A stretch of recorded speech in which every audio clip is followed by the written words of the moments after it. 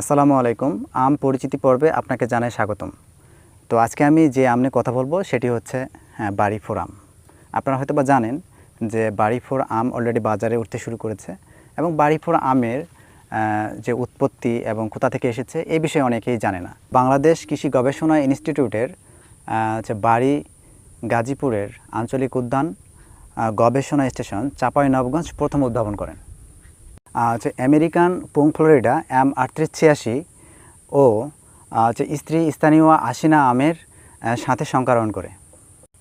বাড়িফোর আমটি খুবই বেশি লাভজনক, কারণ বাড়িফোর আম বাজারে দেরিতে আসায় খুব চড়া দামে বিক্রি হয়।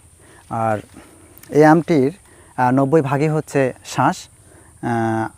আটিটা খুবই পাতলা এবং এর আঁশ হালকা মোটা এবং এর গন্ধটাও খুব আকর্ষণীয় এবং মোটামুটি ভালো সুমিষ্ট।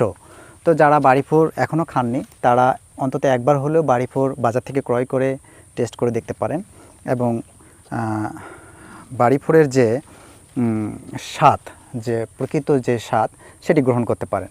তো আজকে এই পর্যন্তই। সবাইকে ধন্যবাদ।